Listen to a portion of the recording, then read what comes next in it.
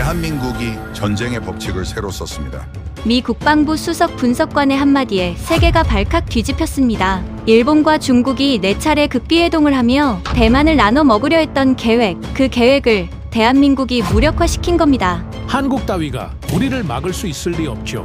30조 원 규모의 돈을 쏟아부은 일본 방위성은 끝까지 오만한 태도를 유지했고, 중국은 황해 실탄훈련을 강행하며 대만과 한국에 위협을 가했습니다.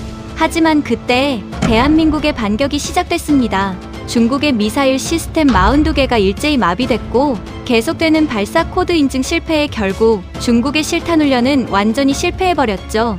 대체 무슨 일이 있었던 걸까요? 단 한 발의 총성도 없었던 대한민국의 완벽한 승리, 지금 시작합니다. 계약 파기 통보입니다. 화면에 뜬 문장이 믿기지 않았습니다. 한국 국가안보국에서 온 암호 메시지는 단 한 줄이었지만 그 무게는 1000페이지 보고서보다 무거웠어요. 계약 파기라니. 이건 단순한 정보 공유 중단이 아니었습니다. 뭔가 심각한 일이 벌어지고 있다는 신호였죠.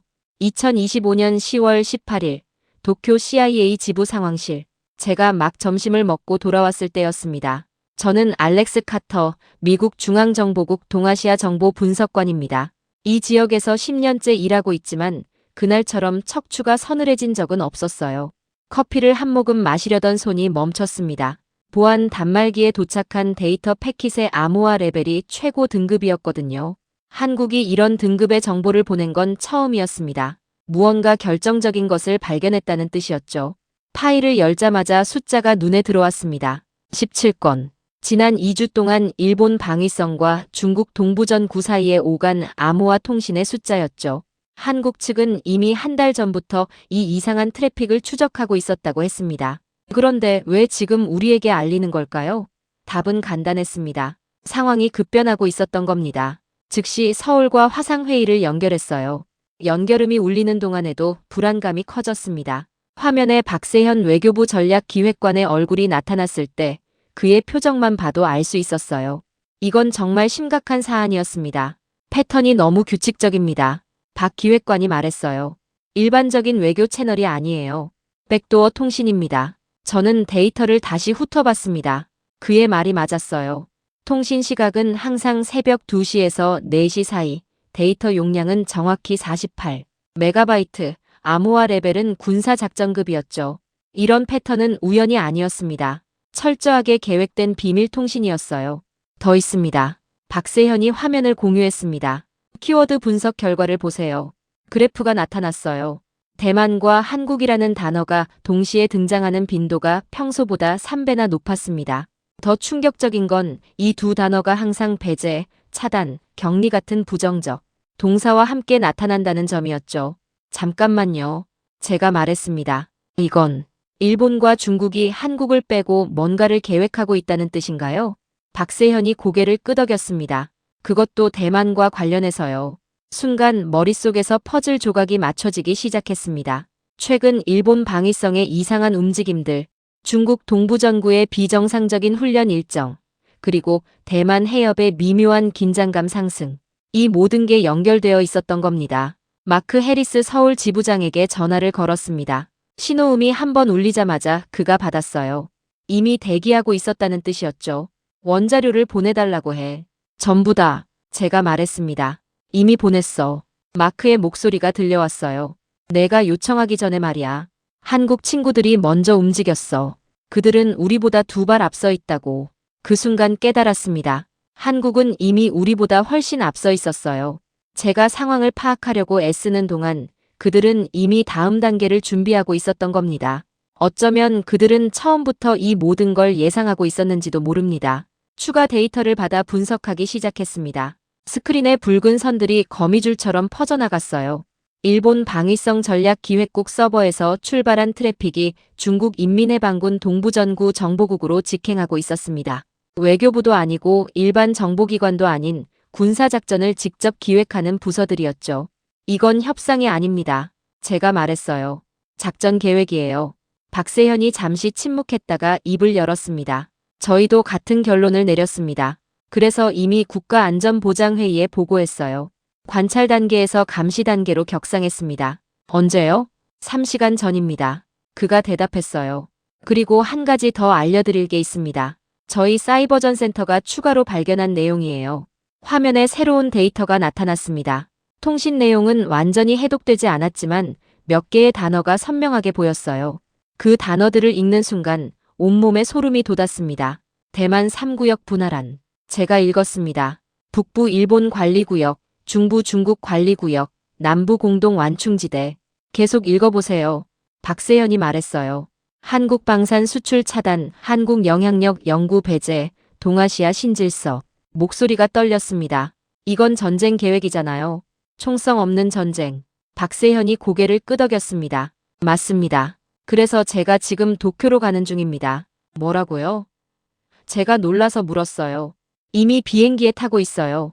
그의 목소리에서 엔진 소음이 희미하게 들렸습니다. 내일 아침 7시에 도착합니다. 알렉스, 우리는 남의 뒷마당에서 놀 생각이 없습니다. 누군가 우리를 빼고 판을 짜려 한다면 우리가 먼저 그 판을 뒤집을 겁니다. 화상회의가 끝난 뒤 저는 한동안 멍하니 화면을 바라봤습니다. 지난 10년간 동아시아 정보를 다뤘지만 이런 상황은 처음이었어요. 일본과 중국이 손을 잡고 한국을 배제하려 한다니. 더구나 그 목표가 대만이라니.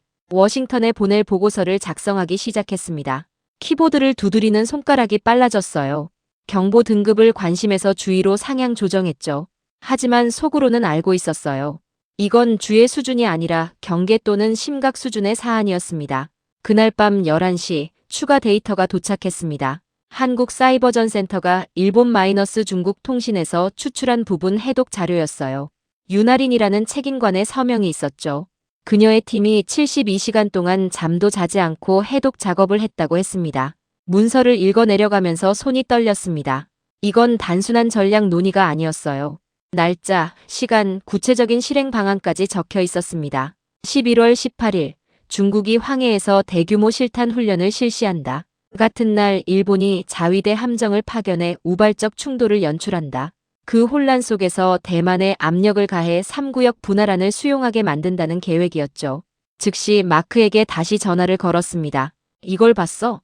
봤어. 그의 목소리가 무거웠습니다. 한국은 이미 대응 준비에 들어갔어. 해군 잠수함 사령부와 사이버전 센터가 합동작전을 준비 중이야. 무슨 작전? 자세한 건 나도 몰라. 하지만 정우진이라는 작전 참모가 이끄는 팀이 황해로 이동했다고 들었어. 정우진. 그 이름을 메모했습니다. 나중에 이 이름이 얼마나 중요한지 알게 될 줄은 그때 몰랐죠. 다음 날 아침 7시 박세현이 제 사무실에 나타났습니다. 그의 손에는 두꺼운 파일이 들려 있었어요. 피곤해 보였지만 눈빛은 살아 있었습니다. 이게 뭡니까? 제가 물었죠. 증거입니다. 그가 대답했어요. 지난 2달간 우리가 수집한 모든 것이에요. 일본 방위성 나카무라 켄지 전략기획국장과 중국 리우주민 동부전구 정보국장 사이의 연결고리를 찾았습니다. 파일을 넘기면서 제 입이 벌어졌습니다. 비공식 회동 기록이 4건, 암호화된 이메일 메타데이터가 수백 건, 심지어 베이징과 도쿄를 오간 항공기 탑승 기록까지 있었어요. 특히 놀라운 건 두 사람이 지난 8월부터 10월까지 싱가포르, 홍콩, 방콕에서 번갈아가며 만났다는 사실이었습니다. 어떻게 이 모든 걸. 제가 말을 잇지 못했어요. 한국을 과소평가하지 마세요. 박세현이 말했습니다. 우리는 작은 나라일지 모르지만 우리를 무시하고 넘어갈 수 있을 만큼 약하지 않습니다. 저는 그의 눈을 바라봤습니다. 거기엔 분노와 결의가 동시에 담겨 있었어요. 이 사람들은 정말로 싸울 준비가 되어 있었습니다. 총과 미사일이 아닌 정보와 기술로 싸우는 새로운 형태의 전쟁을요. 이제 어떻게 하실 겁니까? 제가 물었어요. 박세현이 창밖을 바라봤습니다. 도쿄의 아침 풍경이 평화로워 보였지만 그 아래에선 보이지 않는 전쟁이 시작되고 있었죠. 지켜보고 있을 겁니다. 그가 말했어요. 그들이 실제로 움직이는 순간까지요. 그리고 그 순간이 오면 그가 잠시 멈췄다가 말을 이었습니다. 우리가 먼저 움직일 겁니다. 총 한 발 쏘지 않고도 이길 수 있는 전쟁이 있다는 걸 보여드리죠. 저는 그때 예감했습니다. 이번 사건은 동아시아의 판도를 완전히 바꿔놓을 거라고. 그리고 그 중심에 한국이 서 있을 거라고 말이죠. 작고 조용해 보이는 그 나라가 사실은 가장 날카로운 칼을 품고 있었다는 걸 곧 모두가 알게 될 거라고요. 10월 24일 오전 9시 일본 방위성 정문 앞에 섰을 때 손바닥에 땀이 났습니다. 겉으로는 정례 브리핑이었지만 저는 알고 있었어요. 이건 시험이었습니다. 일본이 미국을 자기 편으로 끌어들일 수 있는지 확인하는 자리였죠. 검은 양복을 입은 방위성 직원이 저를 맞았습니다. 카터 씨, 이쪽으로 오시죠. 그의 표정은 무표정했지만 눈빛에서 긴장감이 느껴졌어요. 뭔가 큰일을 앞두고 있다는 신호였습니다. 엘리베이터가 지하로 내려가기 시작했어요. 지하 1층, 2층을 지나 3층까지 내려갔습니다. 이렇게 깊은 곳으로 가는 건 처음이었죠. 벽에 붙은 안내판조차 없었습니다. 완전한 비밀구역이었어요. 특별 출입증입니다. 직원이 빨간색 카드를 건네줬습니다. 이 구역은 최고 기밀 등급입니다. 녹음이나 촬영은 절대 금지되어 있습니다. 카드를 받아들면서 물었어요. 오늘 브리핑 주제가 뭡니까? 동아시아 안정화 구상입니다. 그가 대답했지만 시선을 피했어요. 뭔가 숨기는 게 있었습니다. 긴 복도를 따라 걸었습니다. 발소리가 메아리 쳤어요. 복도 끝에 있는 철문 앞에 도착했을 때 나카무라 켄지 전략기획국장이 기다리고 있었습니다. 그의 옆에는 야스다 히토미 외무성 차관도 있었죠. 카터 씨, 오신 것을 환영합니다. 나카무라가 악수를 청했어요. 그의 손은 차가웠습니다. 오늘 보실 내용은 매우 중요합니다. 미국의 이해와 협조가 필요한 사안이죠. 회의실로 들어가자 거대한 스크린이 눈에 들어왔습니다. 아직 전원이 꺼져 있었지만 그 크기만으로도 위압감이 느껴졌어요. 테이블 위에는 두꺼운 문서 파일이 놓여 있었습니다. 표지에는 극비라는 도장이 선명하게 찍혀 있었죠. 앉으세요. 야스다가 부드럽게 말했습니다. 하지만 그 부드러움 속에 날카로움이 숨어 있었어요. 차라도 한잔 하시겠습니까? 괜찮습니다. 저는 거절했어요. 지금은 차를 마실 기분이 아니었습니다. 나카무라가 리모컨을 들었습니다. 스크린에 불이 들어왔어요. 그 순간 제 심장이 멈추는 듯 했습니다. 대만 지도가 세 가지 색으로 나뉘어 있었거든요. 북쪽은 파란색, 중앙은 빨간색, 남쪽은 노란색이었습니다. 대만 안정화 구상입니다. 나카무라가 설명을 시작했어요. 현재 대만 해협의 긴장이 고조되고 있습니다. 이대로 가면 전면 충돌이 불가피합니다. 그래서 우리는 새로운 해결책을 제시하고자 합니다. 레이저 포인터가 지도 위를 움직였습니다. 북부는 일본이 경제 개발을 지원하고 중부는 중국이 관리하며 남부는 국제 공동 관리 구역으로 설정합니다. 이렇게 하면 충돌 없이 안정을 유지할 수 있습니다. 저는 믿을 수 없었어요. 일본과 중국이 대만을 나눠 먹겠다는 계획이었습니다. 그것도 대만 정부나 국민의 의사는 전혀 고려하지 않고요. 잠깐만요. 제가 끼어들었습니다. 이건 주권 국가를 분할하는 계획 아닙니까? 야스다가 미소를 지었어요. 카터 씨, 이건 분할이 아니라 안정화입니다. 대만도 결국 이 방안이 최선이라는 걸 알게 될 겁니다. 그래서 미국의 입장은 뭐라고 생각하십니까? 제가 물었어요. 그래서 당신을 초대한 겁니다. 나카무라가 말했습니다. 미국이 이 계획을 지지해준다면 동아시아에 평화가 올 것입니다. 그때 나카무라가 문서 파일을 제 앞으로 밀었습니다. 상세 계획서입니다. 읽어보시죠. 첫 페이지를 넘기자 일본 방위성 전략기획국장의 직인이 선명하게 찍혀 있었어요. 공식 문서였습니다. 두 번째 페이지에는 일정표가 있었죠. 8월부터 10월까지 일본과 중국 고위급 인사들이 4차례 만났다고 적혀 있었습니다. 싱가포르, 홍콩, 방콕, 그리고 마지막으로 도쿄에서요. 계속 읽어나가다가 저는 손을 멈췄습니다. 부속 문서 이 한국 영향력 차단 전략이라는 제목이 눈에 들어왔거든요. 페이지를 넘기자 충격적인 내용이 나타났습니다. 이게 뭡니까? 제 목소리가 떨렸어요. 나카무라가 담담하게 대답했습니다. 필요한 조치입니다. 한국이 개입하면 상황이 복잡해집니다. 문서를 읽어 내려갔습니다. 대만 내 한국 방산 기업 진출 방해 계획, 한류 콘텐츠 제한 방안, 심지어 한국 정부를 지역 불안정 요인으로 국제사회에 홍보하는 여론전 계획까지 세세하게 적혀 있었어요. 한국은 여러분의 동맹국 아닙니까? 제가 물었습니다. 분노를 억누르기 힘들었어요. 그때 회의실 구석에 앉아있던 일본 정보관이 비웃듯이 말했습니다. 한국은 중견국일 뿐입니다. 일본과 중국, 미국이 합의하면 따라올 수밖에 없죠. 저는 그를 노려봤습니다. 그 오만함이 역겨웠어요. 하지만 겉으로는 평정을 유지했습니다. 여기서 감정을 드러내면 안 됐으니까요. 야스다가 부드럽게 말했어요. 카터 씨, 이해해 주세요. 이건 한국을 적대하려는 게 아닙니다. 단지 복잡한 상황을 단순하게 만들려는 것뿐이에요. 그래서 한국에는 언제 알릴 계획입니까? 제가 물었어요. 나카무라와 야스다가 시선을 교환했습니다. 그 짧은 순간에 많은 것이 오갔어요. 그들은 처음부터 한국에 알릴 생각이 없었던 겁니다. 적절한 시기에 알릴 겁니다. 나카무라가 말했지만 그게 거짓말이라는 걸 우리 모두 알고 있었죠. 저는 계속 문서를 읽었습니다. 메모를 하는 척하면서 최대한 많은 내용을 머릿속에 새겼어요. 한국 해군력 무력화 방안, 한국 사이버 능력 과소평가 분석, 심지어 주한미군 철수를 유도하는 장기 계획까지 있었습니다. 이 계획은 누가 승인했습니까? 제가 물었어요. 필요한 수준의 승인은 받았습니다. 나카무라가 모호하게 대답했어요. 중요한 건 실행 가능성입니다. 야스다가 다가왔습니다. 카터 씨, 미국도 현실적이 되어야 합니다. 한국이 계속 성장하면 미국의 영향력도 줄어들 겁니다. 차라리 지금 관리 가능한 수준으로 만드는 게 낫지 않을까요? 그 순간 깨달았습니다. 이들은 단순히 대만을 나누려는 게 아니었어요. 동아시아 전체의 질서를 재편하려는 거였고 그 과정에서 한국을 완전히 고립시키려는 계획이었습니다. 흥미로운 제안입니다. 저는 최대한 중립적으로 대답했어요. 워싱턴에 보고하겠습니다. 신중하게 검토해 주시길 바랍니다. 나카무라가 말했습니다. 이건 일본과 중국이 합의한 사안입니다. 미국이 반대한다면 글쎄요, 동아시아에서 미국의 입지가 어려워질 수도 있습니다. 협박이었습니다. 노골적인 협박이었어요. 하지만 저는 미소를 지었습니다. 이해합니다. 충분히 검토하겠습니다. 회의가 1시간 더 계속됐습니다. 실행 일정, 구체적인 군사 배치 계획, 언론 통제 방안까지 상세하게 설명했어요. 11월 18일, 중국이 황해에서 대규모 실탄 훈련을 실시하면서 모든 게 시작될 거라고 했습니다. 그때 한국은 어떻게 반응할 거라고 예상하십니까? 제가 물었어요. 나카무라가 자신만만하게 웃었습니다. 한국은 아무것도 할 수 없을 겁니다. 군사적으로도 외교적으로도 고립될 테니까요. 저는 속으로 생각했어요. 당신들이 한국을 너무 과소평가하고 있다고.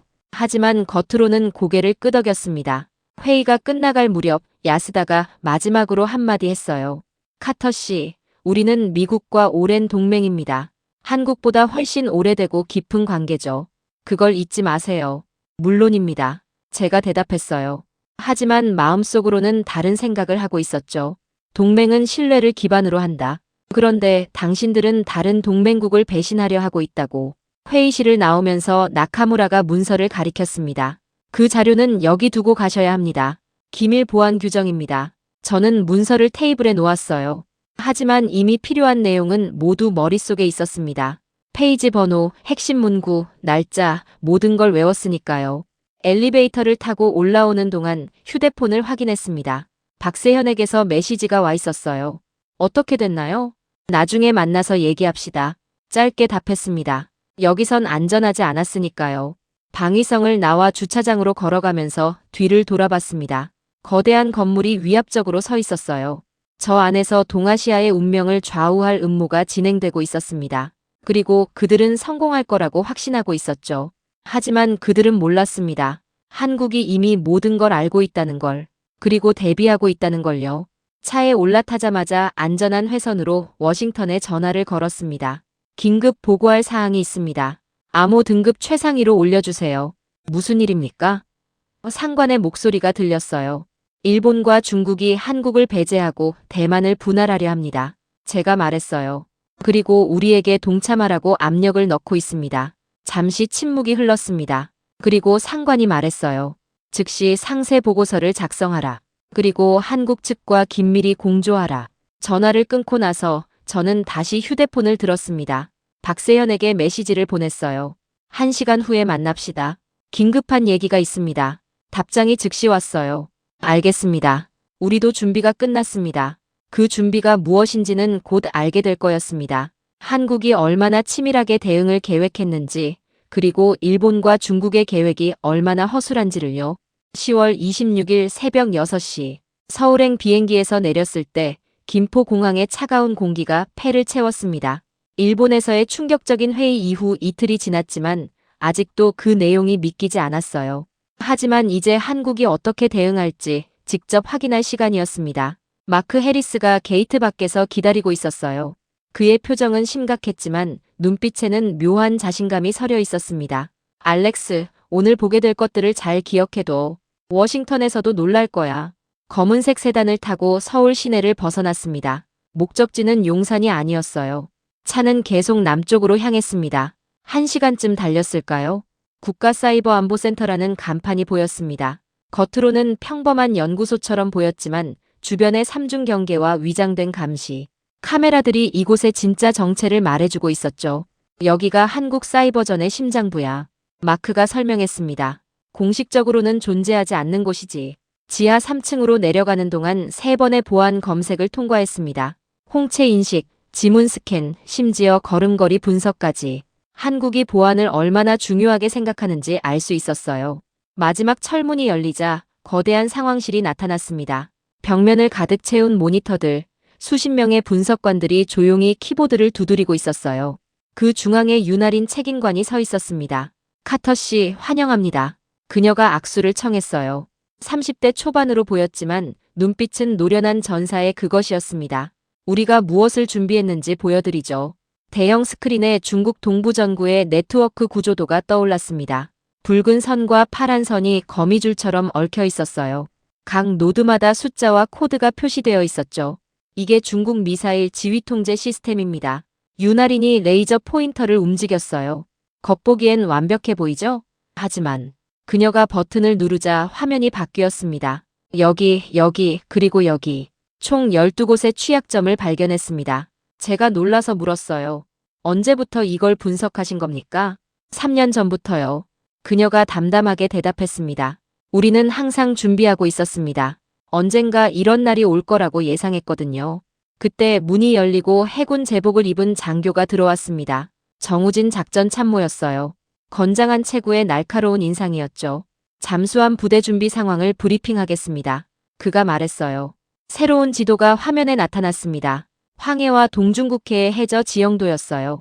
붉은 점들이 여러 곳에 표시되어 있었습니다. 이것들이 해저 통신 케이블입니다. 정우진이 설명했어요. 중국과 일본을 연결하는 주요 군사 통신망이죠. 우리 잠수함 부대는 이미 이 케이블들에 접근할 수 있는 위치에 배치되어 있습니다. 잠깐만요. 제가 끼어들었습니다. 얼마나 오래 그 위치에 있을 수 있습니까? 정우진이 미소를 지었어요. 자부심이 묻어나는 미소였죠. 우리 잠수함은 2주 이상 해저에 머물 수 있습니다. 소음은 거의 제로 수준이고요. 중국 소나로는 절대 탐지 못합니다. 믿기 어려웠습니다. 한국 해군이 이 정도 능력을 갖추고 있다니. 미국 정보 당국도 이건 몰랐을 거예요. 윤아린이 다시 설명을 이어갔습니다. 잠수함이 케이블에 접근하면 우리가 원격으로 시스템에 침투합니다. 물리적 접촉과 사이버 공격을 결합한 방식이죠. 상대방은 어디서 공격당하는지도 모를 겁니다. 화면이 다시 바뀌었어요. 시뮬레이션이 시작됐습니다. 중국 미사일 기지에서 발사 명령이 내려지는 과정이 단계별로 표시됐죠. 그리고 한국의 개입 지점이 붉은색으로 강조됐습니다. 여기서 개입하면 0.3초 안에 시스템을 장악할 수 있습니다. 윤아린이 말했어요. 발사 코드를 무력화하고 백업 시스템까지 동시에 마비시킬 수 있죠. 이론적으로는 가능하겠지만 제가 회의적으로 말했어요. 그때 윤아린이 키보드를 두드렸습니다. 화면에 새로운 영상이 떴어요. 날짜는 일주일 전이었습니다. 이건 실제 테스트 영상입니다. 그녀가 설명했어요. 중국이 모르게 그들 시스템에 침투해서 무해한 데이터를 추출했어요. 보세요. 영상 속에서 중국 군사 네트워크의 실시간 데이터가 흘러나오고 있었습니다. 훈련 일정, 부대 배치, 심지어 암호화된 통신 내용까지. 그들은 이미 중국 시스템 깊숙이 들어가 있었던 겁니다. 어떻게 이게 가능합니까? 제가 물었어요. 마크가 옆에서 속삭였습니다. 한국은 지난 10년간 조용히 준비해왔어. 우리가 중동에서 전쟁하는 동안 그들은 미래 전쟁을 준비했던 거야. 정우진이 새로운 문서를 꺼냈습니다. 이건 무음 전쟁 프로토콜입니다. 우리 합참에서 승인한 작전 계획이죠. 문서를 훑어봤습니다. 놀라울 정도로 정교했어요. 단계별 대응 시나리오, 예상 피해 최소화 방안, 사후 복구 계획까지 모든 게 준비되어 있었습니다. 핵심은 이겁니다. 정우진이 강조했어요. 우리는 선제 공격을 하지 않습니다. 상대가 공격하려는 순간 그 공격을 무력화하는 거죠. 방어적 공격이라고 할 수 있습니다. 윤아린이 덧붙였어요. 국제법상으로도 문제 없습니다. 우리는 그들의 시스템을 파괴하지 않아요. 잠시 멈추게 할 뿐이죠.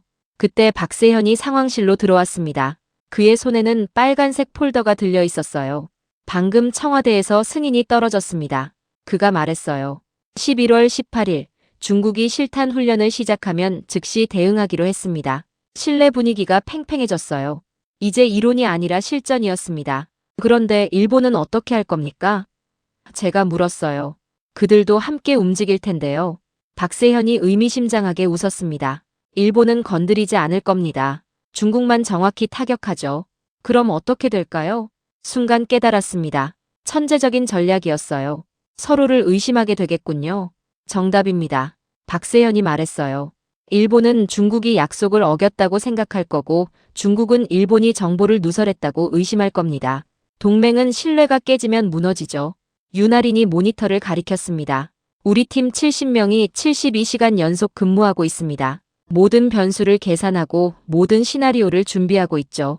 저는 주변을 둘러봤어요. 젊은 분석관들의 얼굴에는 피로가 묻어났지만 눈빛은 살아있었습니다. 그들은 자신들이 하는 일의 중요성을 알고 있었어요. 나라를 지키는 보이지 않는 전사들이었죠. 질문이 있습니다. 제가 말했어요. 만약 실패하면 어떻게 됩니까? 정우진과 윤아린이 시선을 교환했습니다. 그리고 정우진이 대답했어요. 실패는 없습니다. 플랜 B, C, D까지 준비되어 있으니까요. 화면에 새로운 차트가 떴습니다. 다양한 백업 시나리오들이었어요. 사이버 공격이 실패하면 물리적 차단, 그것도 실패하면 전자기 펄스, 최후의 수단으로는 국제 여론전까지. 우리는 작은 나라입니다. 박세현이 말했어요. 하지만 작기 때문에 더 똑똑해야 하고 더 빨라야 합니다. 큰 나라들이 힘으로 밀어붙일 때 우리는 정확성과 타이밍으로 승부합니다. 그때 윤아린의 휴대폰이 울렸습니다. 짧은 통화 후 그녀가 말했어요. 중국이 황해 실탄 훈련 날짜를 공식 발표했습니다. 11월 18일 오전 10시. 상황실이 순간 조용해졌어요. 모두가 그 의미를 알고 있었습니다. 카운트다운이 시작된 거죠. 이제 23일 남았군요. 정우진이 중얼거렸어요. 마크가 제 어깨를 두드렸습니다. 알렉스, 이제 봤지? 한국이 얼마나 준비되어 있는지. 워싱턴에 정확히 보고해. 이번엔 한국이 주도할 거라고. 저는 고개를 끄덕였습니다. 하지만 동시에 불안했어요. 이렇게 완벽해 보이는 계획도 실전에서는 변수가 생기기 마련이니까요. 상황실을 나오면서 박세현이 말했습니다. 알렉스, 당신이 일본에서 본 그 오만한 표정들 기억나요? 곧 그 표정이 어떻게 바뀌는지 보게 될 겁니다. 밖으로 나오니 해가 지고 있었어요. 서울의 스카이라인이 붉게 물들어 있었죠. 평화로워 보이는 풍경이었지만 그 아래에서는 보이지 않는 전쟁 준비가 한창이었습니다. 차를 타고 서울로 돌아오는 길에 마크가 말했어요. 한 가지 더 보여줄 게 있어. 차가 향한 곳은 진해 해군 기지였습니다. 도착하니 이미 밤이었어요. 부두에는 잠수함 한 척이 정박해 있었습니다. 검은 선체가 달빛을 받아 은은하게 빛나고 있었죠. 저게 황해로 갈 잠수함입니다. 마크가 설명했어요. 내일 출항합니다. 잠수함을 바라보며 생각했습니다. 저 안에 탄 수병들은 앞으로 벌어질 일을 알고 있을까? 자신들이 역사를 바꿀 임무를 수행하게 될 거라는 걸 알까? 정우진이 나타났어요. 카터 씨, 한 가지만 기억해 주세요. 우리는 전쟁을 원하지 않습니다. 단지 우리를 무시하고 밟고 지나가려는 자들에게 그럴 수 없다는 걸 보여주려는 것뿐입니다. 저는 그의 눈을 바라봤어요. 거기엔 결연함이 있었지만 동시에 슬픔도 있었습니다. 전쟁을 준비하면서도 평화를 바라는 군인의 모순된 마음이었죠. 서울로 돌아온 것은 자정이 넘어서였습니다. 호텔방에 들어가 노트북을 열었어요. 워싱턴에 보낼 보고서를 작성해야 했습니다. 첫 문장을 이렇게 적었습니다. 한국은 준비되어 있다. 우리가 생각했던 것보다 훨씬 더. 하지만 쓰다가 멈췄어요. 어떻게 설명해야 할까? 오늘 본 것들을, 느낀 것들을. 작은 나라가 가진 강한 의지와 치밀한 준비를. 결국 이렇게 마무리했습니다. 만약 중국과 일본이 계획대로 움직인다면 그들은 한국이 준비한 것에 충격을 받을 것이다. 그리고 미국은 동아시아에서 새로운 파트너를 발견하게 될 것이다. 보고서를 전송하고 창밖을 바라봤습니다. 서울의 불빛들이 반짝이고 있었어요. 이 평화로운 밤이 곧 다가올 폭풍전의 고요라는 걸 아는 사람은 많지 않을 겁니다. 하지만 적어도 한국은 알고 있었고 준비하고 있었습니다. 11월 18일 오전 9시 55분 중국 황해 함대 지휘부는 마지막 점검에 들어갔습니다. 5분 뒤면 대규모 실탄 훈련이 시작될 예정이었죠. 하지만 그들은 몰랐습니다. 자신들의 발밑 1000m 아래 어둠 속에서 한국 잠수함이 조용히 숨 쉬고 있다는 걸요. 저는 서울 CIA 지부 상황실에서 실시간 영상을 보고 있었습니다. 미국 정찰 위성이 전송하는 황해 상공 화면이었죠. 중국 구축함 12척이 일렬로 늘어서 있었고 미사일 발사대가 하늘을 향하고 있었습니다. 시작됐습니다. 마크가 낮게 말했어요. 옆 화면에는 한국 사이버전센터 상황실이 보였습니다. 윤아린 책임관이 헤드셋을 쓴 채 조용히 명령을 내리고 있었죠. 그녀의 팀원 70명이 일사불란하게 움직였습니다. 마치 오케스트라 연주자들 같았어요. 해저 케이블 접촉 확인. 스피커에서 정우진의 목소리가 들렸습니다. 데이터 전송 준비 완료. 윤아린이 고개를 끄덕였어요. 침투 시작. 대형 모니터에 숫자들이 폭포수처럼 쏟아져 내렸습니다. 중국 군사 네트워크로 들어가는 데이터 스트림이었죠. 평범한 정기 점검 신호로 위장한 악성 코드였습니다. 첫 번째 방화벽 통과. 한 분석관이 보고했어요. 두 번째 접근 중. 통과. 세 번째. 통과. 너무 쉽게 뚫리는 것 같아 불안했습니다. 함정이 아닐까? 하지만 윤아리는 침착했어요. 그녀는 이미 이 순간을 수백 번 시뮬레이션 했으니까요. 오전 9시 58분. 발사 2분 전. 중국 함대 최종 발사 시퀀스 진입. 미군 정보관이 보고했습니다. 같은 순간 윤아린이 손을 들었어요. 타겟 서버 확인. 42개 전부 식별 완료. 화면이 갈라지면서 42개의 작은 창이 떴습니다. 각각이 중국 미사일 통제 서버였죠. 베이징의 중앙통제실부터 황해 함대 개별 함정까지 모든 발사 시스템이 한눈에 보였습니다. 동시 침투 가능합니까? 제가 물었어요. 윤아린이 돌아봤습니다. 가능한 게 아니라 반드시 해야 합니다. 하나라도 놓치면 백업 시스템이 작동하거든요. 오전 9시 59분. 발사 1분 전. 중국 함대 지휘관 리우주민의 음성이 도청 채널을 통해 들려왔습니다. 전 함정. 발사 준비 완료 보고하라. 1번 함 준비 완료. 2번 함 준비 완료. 차례로 응답이 이어졌어요. 윤아린이 심호흡을 했습니다. 그리고 조용히 말했어요. 실행. 순간 70명의 손가락이 동시에 엔터키를 눌렀습니다. 42개 서버로 악성 코드가 동시 주입됐죠. 0.3초. 그게 전부였습니다. 처음에는 아무 일도 일어나지 않은 것 같았어요. 중국 함대는 여전히 대형을 유지하고 있었고 통신도 정상적으로 들렸습니다. 오전 10시 정각. 발사 시간. 발사. 리우주민의 명령이 떨어졌습니다. 그런데 아무 일도 일어나지 않았어요. 미사일은 발사대에 그대로 있었고 한 포는 침묵했습니다. 황해의 수면은 잔잔했죠. 발사. 발사하라고. 리우주민의 당황한 목소리가 들렸습니다. 발사 코드가 인증되지 않습니다. 부하의 보고가 이어졌어요. 시스템이 응답하지 않습니다. 윤아린의 팀이 조용히 환호했습니다. 성공이었어요. 하지만 아직 끝이 아니었죠. 백업 시스템으로 전환하라. 리우주민이 소리쳤어요. 중국 함대가 비상 프로토콜을 가동했습니다. 백업 서버로 전환을 시도했죠. 하지만 백업도 작동하지 않습니다. 비명 같은 보고가 들렸어요. 세컨더리, 서드 백업 전부 먹통입니다. 윤아린이 작게 미소 지었어요. 우리는 백업의 백업까지 다 잡았으니까요. 화면에 붉은 경고창이 뜨기 시작했습니다. 중국 측이 시스템 재부팅을 시도하는 거였죠. 하지만 재부팅을 하려면 최소 15분이 필요했습니다. 그리고 재부팅을 해도 소용없었어요. 악성 코드는 이미 시스템 깊숙이 뿌리내리고 있었으니까요. 긴급 상황 보고. 베이징 군사위원회의 혼란스러운 통신이 도청됐습니다. 황해 함대 전체 발사 시스템 마비. 원인 불명. 중국 군사위 기술 책임자의 목소리가 들렸어요. 해킹입니다. 고도로 정교한 사이버 공격을 당했습니다. 누가? 미국인가? 아직 확인 중이지만 패턴을 보면 한국 가능성이 큽니다. 순간 통신이 조용해졌습니다. 그들도 충격을 받은 거였죠. 한국이 이 정도 능력을 가지고 있다는 걸 상상도 못했을 테니까요. 그때 정우진의 보고가 들어왔습니다. 잠수함 철수 시작. 흔적 없이 빠져나갑니다. 잠수함은 임무를 완수하고 조용히 사라졌어요. 해저 케이블과의 연결을 끊고 깊은 곳으로 자망했죠. 중국은 그들이 어디서 공격당했는지도 모를 거였습니다. 10시 10분. 중국 함대는 여전히 혼란 속에 있었어요.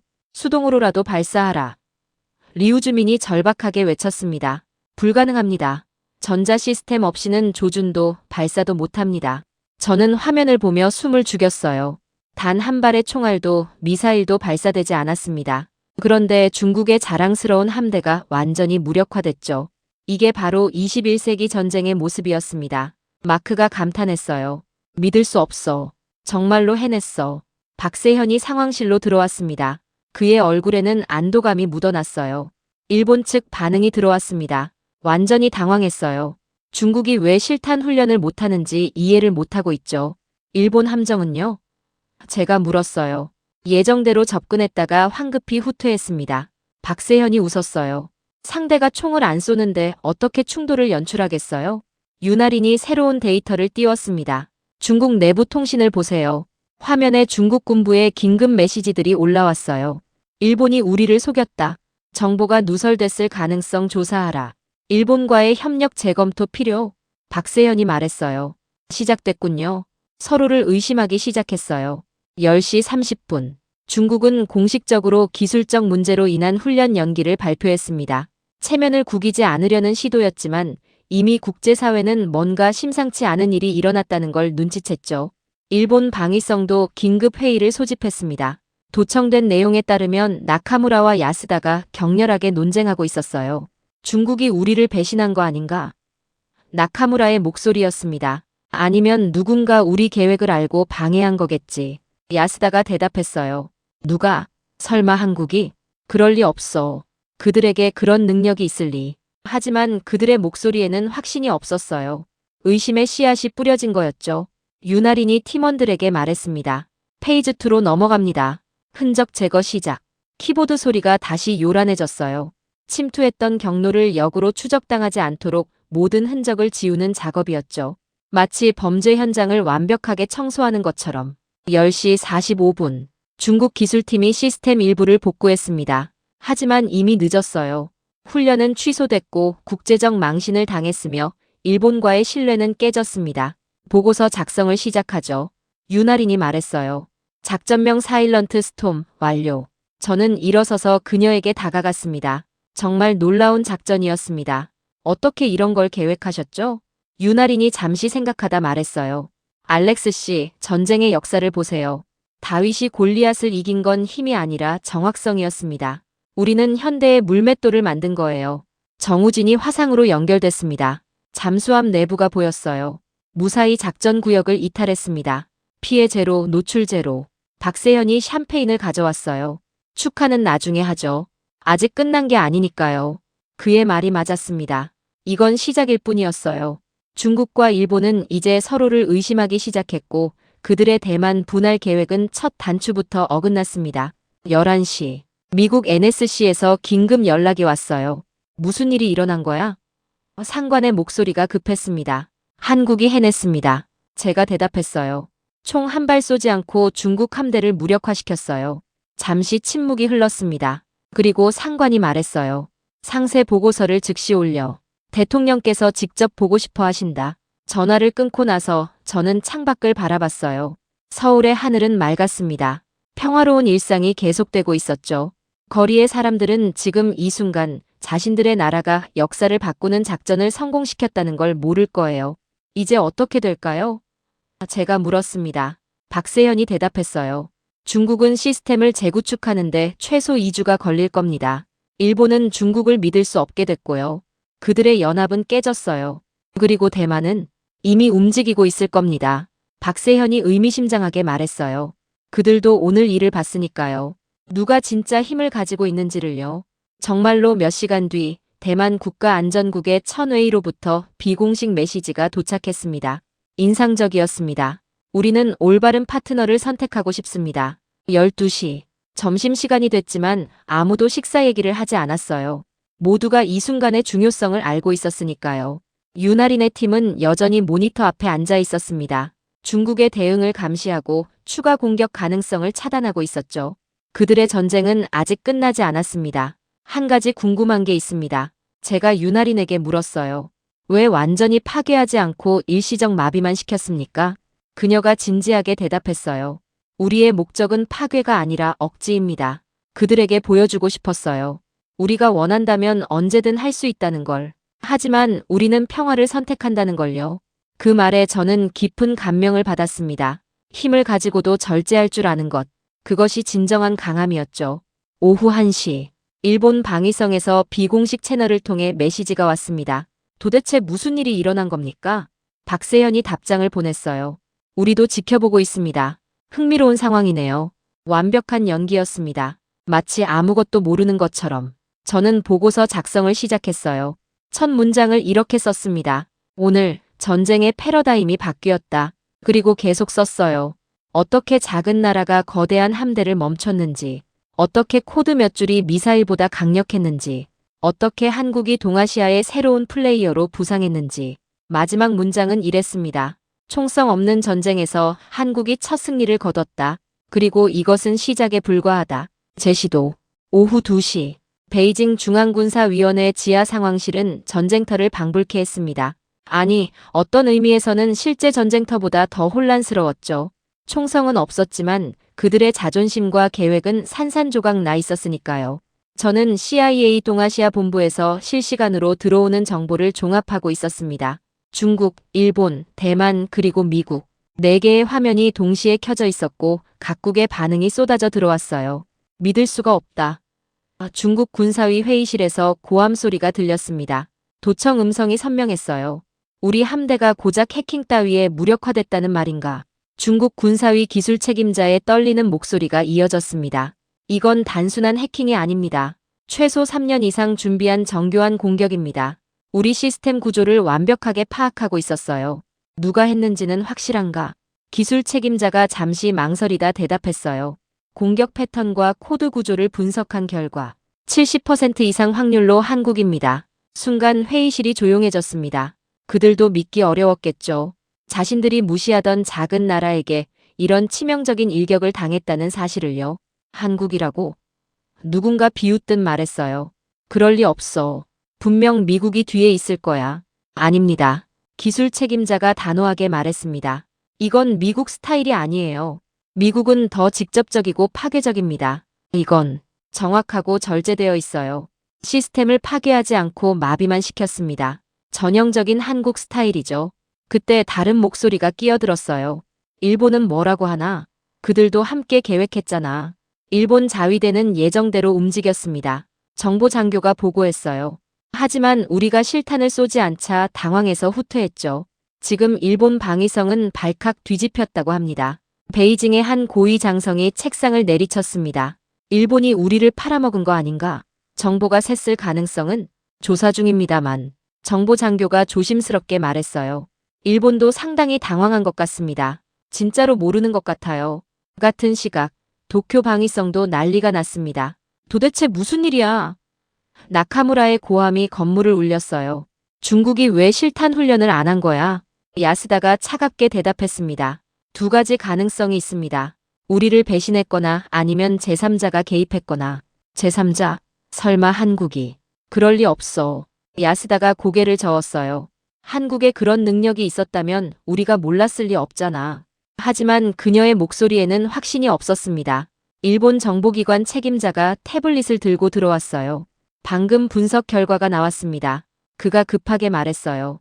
중국 시스템 마비 패턴이 작년 우리가 경험했던 소규모 해킹과 유사합니다. 뭐라고? 나카무라가 놀라서 물었어요. 작년에 우리 방위성 훈련 서버가 잠깐 마비된 적이 있었죠. 그때는 시스템 오류로 결론 냈는데 지금 보니 같은 수법입니다. 야스다의 얼굴이 창백해졌어요. 그럼 그때도 한국이 가능성이 높습니다. 책임자가 고개를 끄덕였어요. 우리도 이미 테스트당했던 거죠. 그 순간 일본 방위성 전체가 경계 태세에 들어갔습니다. 모든 시스템을 점검하기 시작했고 사이버 보안을 최고 수준으로 올렸어요. 레드 경보가 발령됐죠. 그때 제 휴대폰이 울렸습니다. 대만의 천웨이였어요. 카터 씨, 지금 통화 가능한가요? 그의 목소리는 침착했지만 뭔가 결심한 듯 했습니다. 물론이죠. 무슨 일입니까? 방금 우리 국가안전국 회의가 끝났습니다. 천웨이가 말했어요. 오늘 일을 보고 결론을 내렸어요. 일본과 중국 둘 다 믿을 수 없다고. 그래서요? 한국과 협력하기로 했습니다. 그의 목소리가 단호했어요. 지금 서울과 워싱턴으로 비공식 문서를 보내고 있습니다. 대만 마이너스 한국 안보협력 초안이에요. 저는 놀랐습니다. 이렇게 빨리 결정을 내릴 줄은 몰랐거든요. 왜 한국입니까? 천웨이가 잠시 침묵하다가 대답했어요. 오늘 한국이 보여준 것을 봤잖아요. 힘을 가지고도 절제할 줄 아는 나라. 그게 우리가 필요한 파트너입니다. 중국처럼 압도하려 들지도 않고 일본처럼 이용하려 들지도 않는. 그가 말을 이었습니다. 그리고 한 가지 더. 한국은 우리와 비슷해요. 강대국 사이에서 살아남아야 하는 운명이죠. 그들은 우리를 이해할 겁니다. 전화를 끊고 나서 마크가 다가왔어요. 방금 워싱턴에서 연락이 왔어. NSC 긴급회의가 소집됐대. 화면에 백악관 상황실이 나타났습니다. 미국 국가안보보좌관이 브리핑을 하고 있었어요. 오늘 황해에서 일어난 일은 게임 체인저입니다. 그가 말했어요. 한국이 단독으로 중국 함대를 무력화시켰어요. 우리 도움 없이 말입니다. 국방부 장관이 끼어들었습니다. 이게 가능한 일입니까? 우리 평가로는 한국 사이버 능력이 이 정도는 아니었는데 우리가 과소평가했던 겁니다. CIA 국장이 인정했어요. 한국은 지난 10년간 조용히 그러나 체계적으로 사이버전 능력을 키워왔어요. 오늘이 그 결과입니다. 대통령이 직접 물었습니다. 그래서 우리는 어떻게 해야 하나? 한국과의 협력을 강화해야 합니다. 국가안보보좌관이 제안했어요. 더 이상 한국을 주니어 파트너로 볼 수 없어요. 그들은 이미 독자적인 전략 자산을 가진 나라입니다. 저는 메모를 하면서 생각했어요. 불과 몇 시간 만에 동아시아 전체의 인식이 바뀌고 있었습니다. 한국은 더 이상 보호받아야 할 작은 나라가 아니라 함께 해야 할 강력한 파트너로 떠올랐죠. 오후 4시 중국 중앙군사위에서 충격적인 발표가 있었습니다. 시스템 복구에 최소 14일이 필요합니다. 기술 책임자의 보고였어요. 최악의 경우 28일까지 걸릴 수 있습니다. 뭐라고? 군사위 부주석이 벌떡 일어났어요. 한 달 가까이 우리 미사일 시스템을 못 쓴다고? 그것뿐이 아닙니다. 기술 책임자가 떨리는 목소리로 말했어요. 현재 7개 전구 중 3개 전구가 비상경계 태세로 전환했습니다. 자기들도 당할까봐 두려워하고 있어요. 실제로 중국 내부는 혼란에 빠졌습니다. 남부전구, 동부전구, 북부전구가 각자 독자적으로 보안 점검을 시작했고 서로 정보 공유를 꺼리기 시작했죠. 중앙 통제력이 흔들리고 있었습니다. 일본도 마찬가지였어요. 나카무라와 야스다 사이에 책임 공방이 시작됐습니다. 당신이 중국을 너무 믿었어. 나카무라가 소리쳤어요. 당신이야말로 한국을 너무 얕봤잖아. 야스다가 받아쳤습니다. 그들의 완벽해 보였던 계획은 시작도 하기 전에 무너졌어요. 서로를 탓하느라 바빴고 다음 단계를 논의할 여유조차 없었죠. 저녁 6시 서울에서 연락이 왔습니다. 박세현이었어요. 알렉스, 한 가지 재미있는 정보가 있어요. 그가 말했습니다. 중국 내부에서 일본이 우리를 함정에 빠뜨렸다는 음모론이 퍼지고 있대요. 정말입니까? 네. 그리고 일본에서는 중국이 처음부터 우리를 이용했다는 소문이 돌고요. 완벽한 분열이죠. 박세현이 웃으며 덧붙였어요. 우리는 그들의 시스템만 마비시킨 게 아니에요. 신뢰도 함께 마비시킨 거죠. 그때 천웨이에게서 다시 연락이 왔어요. 이번엔 공식 문서였습니다. 대만 국가안전국의 직인이 찍힌 한국-대만 협력 초안이었죠. 문서를 읽어보니 놀라웠어요. 단순한 안보 협력이 아니었습니다. 경제, 기술, 문화 전반에 걸친 포괄적 파트너십이었죠. 특히 사이버 보안과 해양 안보 분야에서의 협력을 강조하고 있었습니다. 대만이 선택을 한 거군요. 마크가 말했어요. 그것도 아주 확실한 선택을. 제가 덧붙였습니다. 밤 9시 각국의 언론이 오늘 사건을 보도하기 시작했습니다. 물론 진실을 아는 언론은 없었어요. 중국은 기술적 오류라고 발표했고 일본은 훈련 일정 조정이라고 했죠. 하지만 전문가들은 알고 있었습니다. 뭔가 큰일이 일어났다고. CNN의 한 군사 전문가가 이렇게 분석했어요. 오늘 황해에서 일어난 일은 단순한 훈련 취소가 아닙니다. 동아시아 군사 균형의 근본적인 변화를 보여주는 사건이죠. 그는 이어 말했습니다. 만약 이게 사이버 공격이라면 그리고 그 배후가 한국이라면 우리는 한국을 완전히 재평가해야 합니다. 10시 저는 워싱턴에 보낼 최종 보고서를 작성했습니다. 오늘 한국은 동아시아의 새로운 플레이어로 등장했다. 저는 썼어요. 그들은 물리적 충돌 없이 단 한 명의 사상자도 없이 중국과 일본의 야합을 분쇄했다. 이는 단순한 군사작전의 성공이 아니다. 이것은 힘의 새로운 정의다. 보고서 말미에 이렇게 덧붙였어요. 일본 중심의 동아시아 구도는 오늘부로 끝났다. 이제 우리는 한국이라는 새로운 축을 중심으로 전략을 재편해야 한다. 자정이 가까워질 무렵 한국 국무총리실에서 비공식 메시지가 왔습니다. 김민석 총리의 친서였어요. 오늘 우리가 보여준 것은 힘이 아니라 의지였습니다. 한국은 평화를 원하지만 우리를 무시하고 넘어서려는 시도는 용납하지 않을 것입니다. 미국이 이 점을 이해해 주길 바랍니다. 저는 창밖을 바라봤어요. 서울의 밤은 평온했습니다. 하지만 이 고요한 도시가 오늘 동아시아 전체를 흔들었죠. 총알 한 발 쏘지 않고 미사일 한 발 발사하지 않고도 말입니다. 마크가 다가와 말했어요. 알렉스, 우리가 목격한 건 역사적 순간이야. 전쟁의 패러다임이 바뀐 거지. 그의 말이 맞았습니다. 오늘 이후 동아시아는 달라질 거였어요. 그리고 그 중심에는 작지만 강한 나라, 한국이 서 있었습니다. 11월 19일 오전 8시, 베이징 중앙군사위원회 본부는 폭풍의 눈처럼 고요했습니다. 겉으로는 평온해 보였지만 내부에서는 격렬한 책임 공방이 벌어지고 있었죠. 저는 CIA 베이징 지부에서 보내온 긴급 정보를 읽고 있었습니다. 중국 군부 내 극비회의 녹취록이었어요. 일본이 제공한 정보가 완전히 틀렸습니다. 중국 군사위 정보국장이 테이블을 내리치며 소리쳤어요. 한국의 사이버 능력을 중간 수준이라고 평가한 게 누구입니까? 리우주민 동부전구 정보국장이 방어적으로 대답했습니다. 일본 방위성 정보였습니다. 나카무라가 직접 보증했죠. 보증?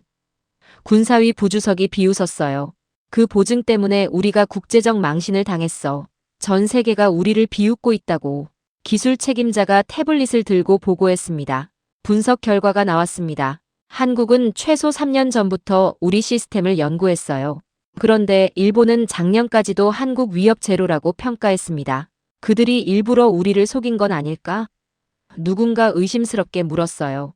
리우주민이 고개를 저었습니다. 그럴 리는. 하지만 이상한 점이 있긴 합니다. 뭐가 이상한가? 일본 시스템은 전혀 공격받지 않았습니다. 리우주민이 조심스럽게 말했어요. 오직 우리만 당했죠. 왜 한국이 일본은 놔두고 우리만 공격했을까요? 그 질문에 회의실이 조용해졌습니다. 의심의 씨앗이 뿌려진 거였죠. 같은 시각, 도쿄 방위성 지하 회의실도 비슷한 상황이었습니다. 저는 도쿄 정보원이 보낸 실시간 보고를 받고 있었어요. 중국이 우리를 속였어. 나카무라가 격분했습니다. 처음부터 자기들만 빠질 구멍을 만들어 놓은 거야. 야스다가 차갑게 반박했어요. 증거가 있습니까? 그들도 실제로 시스템이 마비됐잖아요. 연기일 수도 있지. 일본 사이버 보안 책임자가 끼어들었어요. 중국이 일부러 시스템을 멈춰서 우리만 바보로 만든 거야. 한국과 짜고 우리를 함정에 빠뜨린 거라고. 말도 안 돼. 야스다가 고개를 저었지만 목소리에 확신이 없었어요. 중국이 한국과 손잡을 이유야 있지. 나카무라가 끼어들었어요. 우리를 고립시키고 동아시아에서 미일 동맹을 약화시키려는 거야. 중국의 오래된 전략 아닌가? 그들의 대화를 들으며 저는 놀라움을 감출 수 없었습니다. 한국은 단 한 번의 공격으로 두 나라 사이에 깊은 불신의 골을 만들었어요. 서로가 서로를 의심하게 만드는 완벽한 심리전이었죠. 오전 10시 박세현에게서 전화가 왔습니다. 재미있는 소식이 있어요, 알렉스. 그의 목소리에 미소가 묻어났어요. 중국과 일본이 각자 우리에게 비공식 접촉을 시도하고 있습니다. 뭐라고요? 중국은 일본과의 협력은 실수였다며 한국과 새로운 관계를 모색하고 싶다고 하고, 일본은 중국의 진짜 의도를 파악하는데 협력해달라고 하네요. 저는 웃음을 참을 수 없었어요. 완벽한 이간질이군요. 이간질이 아니에요. 박세현이 정정했습니다. 우리는 사실만 보여줬을 뿐입니다. 그들이 서로를 믿을 수 없다는 사실을요. 그때 마크가 급하게 들어왔어요. 방금 입수한 정보야. 중국 군사위 내부 문건인데 한국의 공격 방식을 분석한 거야. 문서를 읽어보니 흥미로웠습니다. 중국 기술진이 한국의 공격을 외과수술적 정밀 타격이라고 평가했어요. 주목할 점은 파괴가 아닌 무력화였다는 것이다. 보고서에 적혀 있었어요. 한국은 우리 시스템을 완전히 파괴할 수 있었지만 그러지 않았다. 이는 두 가지 메시지를 담고 있다. 첫째, 그들의 기술력을 보여주는 것. 둘째, 협상의 여지를 남기는 것. 기술 책임자의 추가 분석이 이어졌습니다. 특히 이상한 것은 일본 관련 시스템은 전혀 건드리지 않았다는 점이다. 우리와 일본의 연결 포인트를 정확히 알면서도 오직 중국 측만 타격했다. 이것은 무엇을 의미하는가? 저는 그 대목에서 멈췄습니다. 한국의 의도가 선명하게 보였어요. 양쪽을 동시에 공격하면 그들이 단합할 수 있지만 한쪽만 공격하면 자연스럽게 서로를 의심하게 되죠. 정오가 되자 상황은 더욱 흥미롭게 전개됐습니다. 일본 방위성에서 극비 조사팀을 구성했다는 정보가 들어왔어요. 그들의 임무는 중국이 의도적으로 실패했을 가능성을 조사하는 것이었죠. 미친 짓이야. 마크가 고개를 저었어요. 완전히 엉뚱한 방향으로 가고 있어. 하지만 일본 입장에서는 그게 유일한 설명이었을 겁니다. 완벽했던 그들의 계획이 어떻게 한순간에 무너졌는지 이해할 수 없었을 테니까요. 오후 2시 중국 베이징에서 또 다른 회의가 열렸습니다. 이번엔 정치국 상무위원회였어요. 일본과의 협력을 재고해야 합니다. 한 상무위원이 말했어요. 그들의 정보력이 이 정도로 형편없다면 과연 믿을 만한 파트너인가요? 더 큰 문제는 그들이 우리를 의도적으로 오도했을 가능성입니다. 다른 위원이 덧붙였어요. 한국의 능력을 알면서도 숨겼다면? 리우주민이 보고했습니다. 일본 방위성과의 통신 기록을 다시 검토했습니다. 나카무라는 계속해서 한국은 위협이 아니다고 강조했어요. 너무 강조한 게 오히려 의심스럽습니다. 그래서 결론은 두 가지 가능성이 있습니다. 리우주민이 조심스럽게 말했어요. 일본이 정말로 무능했거나 아니면 우리를 함정에 빠뜨렸거나. 그 순간 누군가 충격적인 정보를 가져왔습니다. 일본 자위대가 사이버 방어 시스템을 전면 업그레이드한다고 합니다. 마치 우리가 보복할 것을 대비하는 것처럼요. 회의실이 술렁거렸어요. 이건 명백한 불신의 신호였습니다. 저는 이 모든 정보를 종합하면서 한국의 전략에 감탄했어요. 그들은 총알 한 발 쏘지 않고도 적을 분열시켰습니다. 중국과 일본이 서로 총구를 겨누게 만든 거죠. 오후 4시 윤아린과 화상회의를 했습니다. 훌륭한 작전이었습니다. 제가 말했어요. 어떻게 이런 전략을 생각하셨죠? 윤아린이 잠시 생각하다 대답했어요. 손자병법에 이런 말이 있습니다. 상책은 적의 계략을 무너뜨리는 것이고 그 다음은 적의 동맹을 깨는 것이다. 우리는 두 가지를 동시에 한 거죠. 하지만 왜 중국만 공격했습니까? 일본도 함께 공격할 수 있었을 텐데. 그녀가 의미심장하게 웃었어요. 알렉스 씨, 두 마리 호랑이가 싸우게 하려면 어떻게 해야 할까요? 두 마리를 동시에 때리면 그들은 우리를 공격할 겁니다. 하지만 한 마리만 때리고 저 녀석이 시킨 거야 라고 속삭이면 서로 싸우게 되는군요. 제가 이해했습니다. 정확합니다. 그리고 실제로 효과가 있었죠. 그때 마크가 새로운 정보를 가져왔어요. 중국 군사위가 시스템 복구 일정을 발표했어. 최소 14일, 최대 28일이래. 꽤 오래 걸리네요. 제가 말했어요. 윤아린이 설명했습니다. 우리가 심은 코드를 완전히 제거하려면 시스템을 처음부터 다시 구축해야 해요. 단순히 백신 프로그램을 돌리는 걸로는 안 됩니다. 저녁 6시 놀라운 소식이 들어왔습니다. 중국과 일본 사이의 비밀통신 채널이 단절됐다는 거였어요. 양측 모두 상대방이 먼저 끊었다고 주장하고 있어. 마크가 보고했어요. 완전한 불신이야. 박세현이 전화로 말했습니다. 이제 두 번째 단계로 넘어갈 시간이에요. 두 번째 단계요? 네. 이제 그들은 서로를 믿지 못합니다. 이럴 때 제3자의 중재가 필요하죠. 그리고 그 역할을 할 수 있는 나라는 한국이군요. 제가 깨달았어요. 맞습니다. 곧 양측에서 한국에 접근할 겁니다. 공식적으로든 비공식적으로든. 정말로 그의 예상대로였습니다. 밤 9시 중국 외교부에서 한국 대사관에 비공식 메시지를 보냈어요. 동북아 정세에 대해 의견을 교환하고 싶다는 내용이었죠. 거의 동시에 일본 외무성도 움직였습니다. 한일 안보 협력 강화 방안을 논의하자는 제안이었어요. 둘 다 한국을 자기 편으로 끌어들이려는 거군요. 마크가 분석했어요. 하지만 한국의 대응은 예상 밖이었습니다. 양측 모두에게 일주일 후 서울에서 만나자고 답했어요. 같은 날, 같은 시간에 말이죠. 설마. 제가 놀라서 말했어요. 3자 회담을 하려는 건가요? 박세현이 전화로 확인해줬습니다. 더 정확히는 4자 회담이 될 겁니다. 대만도 초청했으니까요. 이건 정말 대담한 수였습니다. 서로 으르렁거리는 호랑이들을 한 우리에 모으겠다는 거였으니까요. 자정 무렵, 저는 워싱턴에 보고서를 작성했습니다. 한국의 전략이 명확해졌다. 저는 썼어요. 그들은 단순히 공격을 막은 게 아니다. 공격자들을 분열시키고 이제는 중재자로 나서려 한다. 이것은 방어를 넘어선 전략적 공세다. 보고서 마지막에 이렇게 덧붙였습니다. 한국은 물리적 힘이 아닌 심리적 조작과 전략적 타이밍으로 판을 뒤집었다. 그들은 약자가 강자를 이기는 새로운 방법을 보여주고 있다. 창밖을 보니 서울의 새벽이 밝아오고 있었어요. 평화로운 도시 풍경이었지만 이 도시는 지금 동아시아의 체스판을 다시 그리고 있었습니다. 마크가 커피를 건네며 말했어요. 한국이 보여준 건 단순한 기술력이 아니야. 전략적 사고의 우위야. 그의 말이 맞았습니다. 한국은 힘으로 맞서는 대신 적을 스스로 무너지게 만들었어요. 그리고 이제 그들이 무너뜨린 판 위에 새로운 질서를 세우려 하고 있었습니다. 다음 주 서울 회담이 관건이겠군요. 제가 말했어요. 그때 진짜 게임이 시작되는 거지. 마크가 동의했습니다. 저는 노트북을 닫으며 생각했습니다. 한국이 준비한 다음 수는 무엇일까? 그들은 또 어떤 놀라움을 준비하고 있을까? 한 가지 확실한 건 이제 아무도 한국을 무시할 수 없다는 사실이었습니다.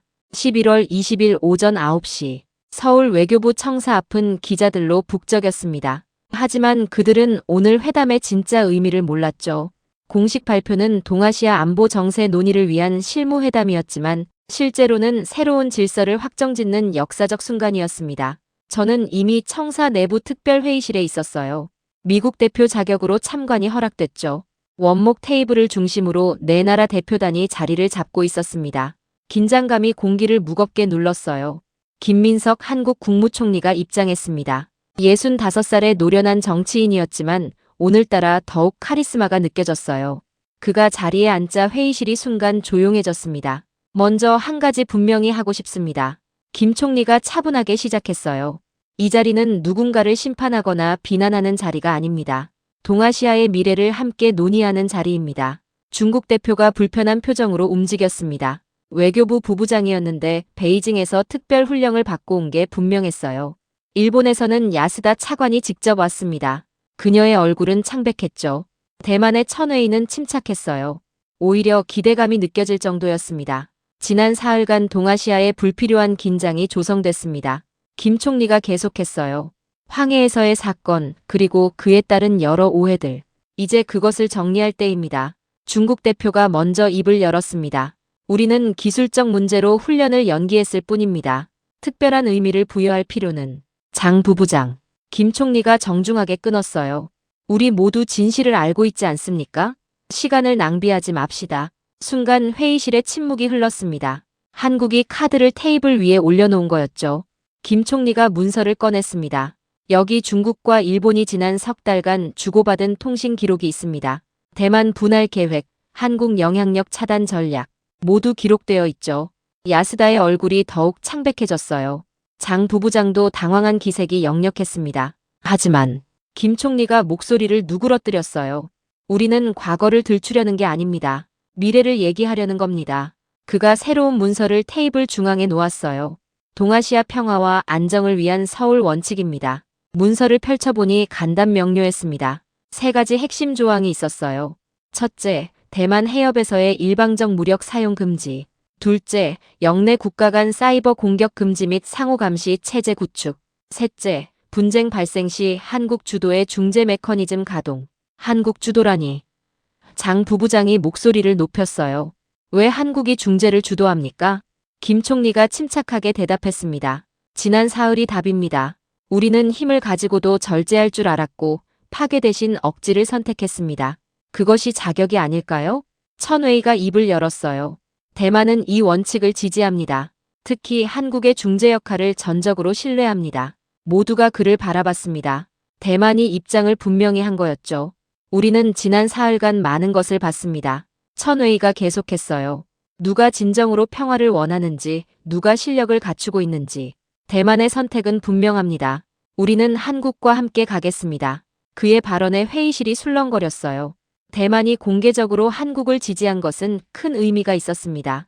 야스다가 조심스럽게 말했습니다. 일본도 원칙적으로 이 제안을 수용할 수 있습니다. 하지만 몇 가지 조건은 없습니다. 김 총리가 단호하게 말했어요.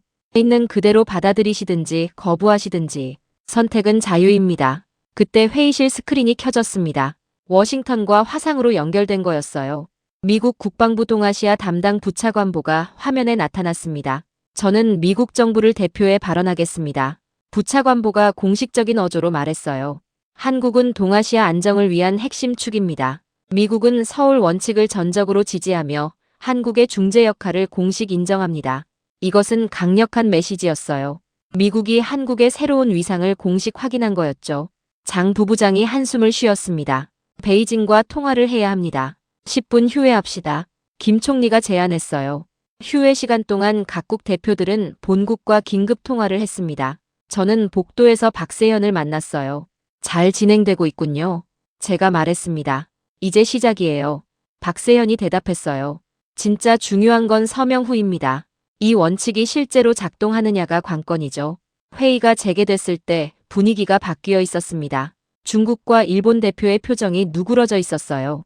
본국에서 수용 지시가 떨어진 게 분명했습니다. 중국은 서울 원칙을 수용합니다. 장 부부장이 공식 발표했어요.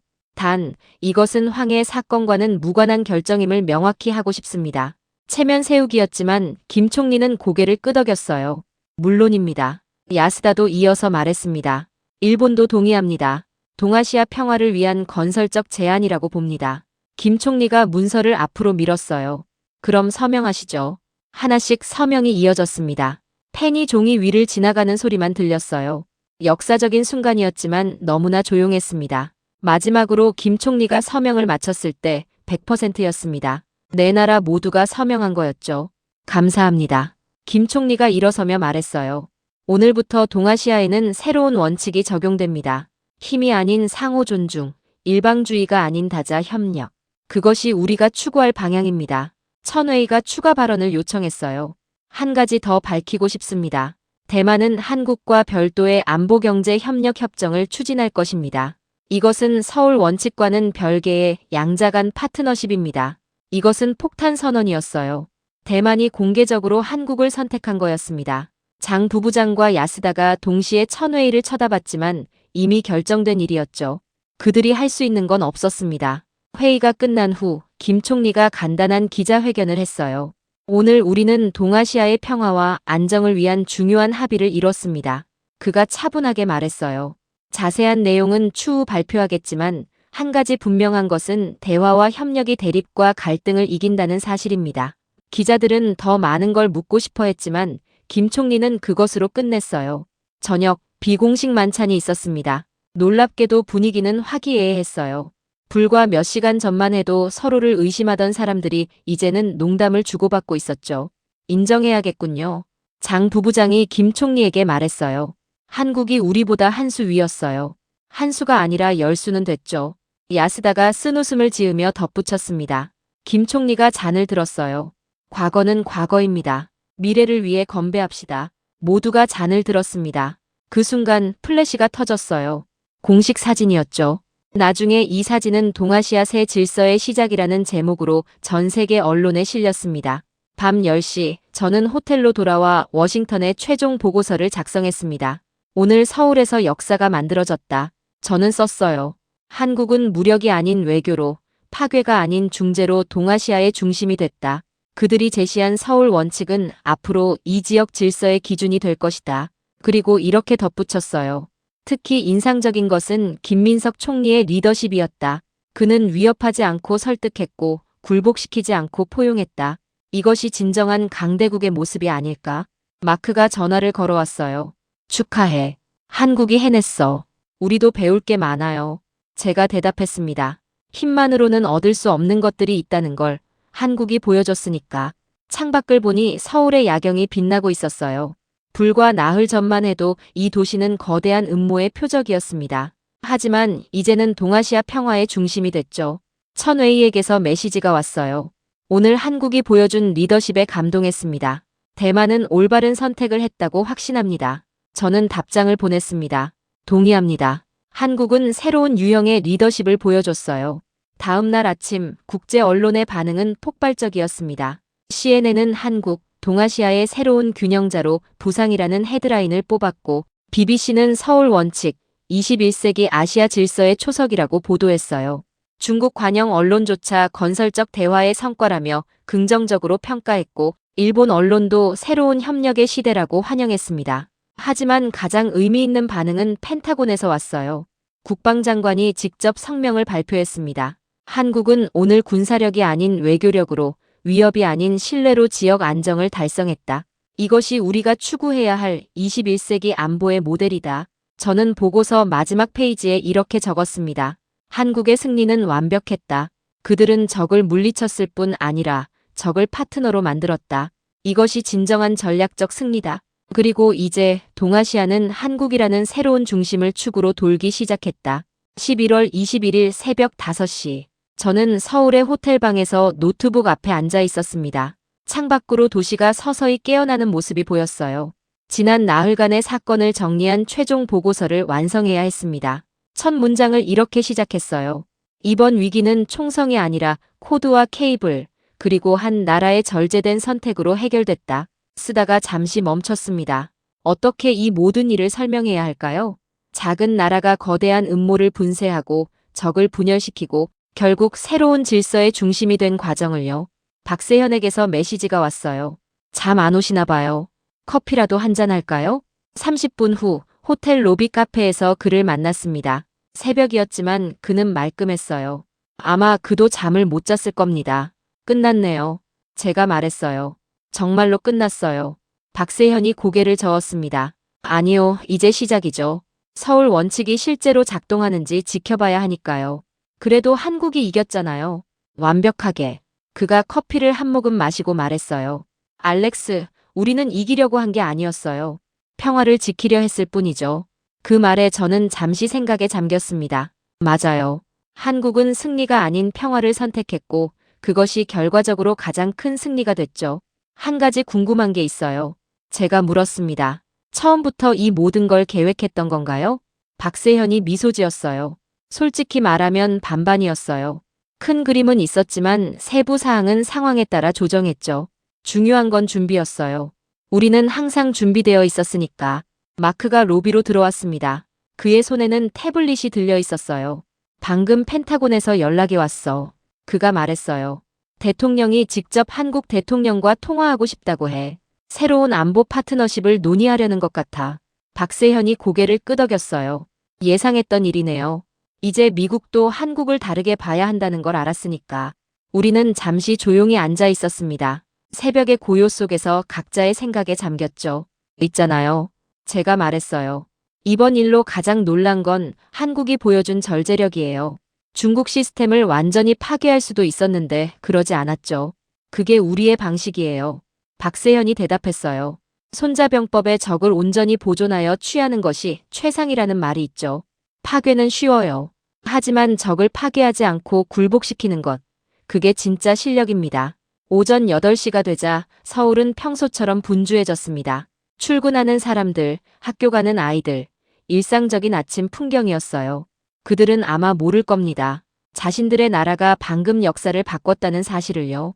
저는 호텔방으로 돌아와 보고서를 계속 썼습니다. 한국이 미사일 한 발 쏘지 않고 중국의 실탄 훈련을 멈췄다. 일본과 중국의 연합을 스스로 갈라지게 만들었다. 그 결과로 외교 테이블에서 자신이 원하는 원칙을 관철시켰다. 이것은 21세기형 전쟁의 새로운 패러다임이다. 그리고 분석을 이어갔어요. 한국의 성공 요인은 3가지다. 첫째, 장기적이고 체계적인 준비. 그들은 3년 이상 적의 시스템을 연구했다. 둘째, 정확한 타이밍과 타겟팅.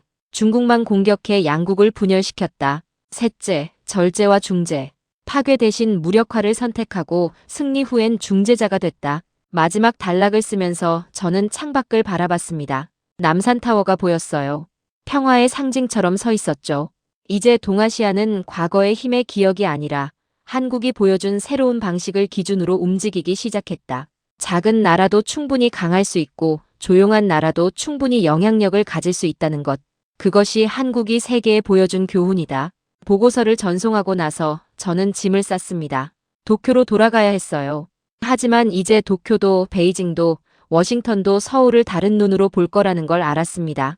공항으로 가는 길에 마크가 말했어요. 알렉스, 이번 일로 내가 뭘 배웠어? 저는 잠시 생각하다 대답했습니다. 힘의 정의가 바뀌었다는 것. 이제는 파괴하는 능력이 아니라 파괴하지 않고도 목적을 달성하는 능력이 진짜 힘이라는 것. 그래. 마크가 동의했어요. 한국이 그걸 증명했지. 비행기에 오르기 전 박세현이 작별 인사를 하러 왔어요. 다음엔 더 평화로운 상황에서 만나길 바라요. 그가 악수를 청했습니다. 그러길 바라죠. 제가 웃으며 대답했어요. 하지만 한국이 있는 한 이 지역은 평화로울 거예요. 비행기가 이륙하면서 저는 서울을 내려다봤습니다. 거대한 도시가 햇빛 아래 빛나고 있었어요. 조용하지만 가장 강한 나라. 그것이 제가 본 한국이었습니다. 대한민국이 잘하고 있다고 생각하신다면, 한국 최고, 대한민국이 아직 멀었다고 생각하신다면, 한국 힘내라. 여러분의 생각을 댓글로 남겨주세요. 지금까지 감동을 더하다였습니다.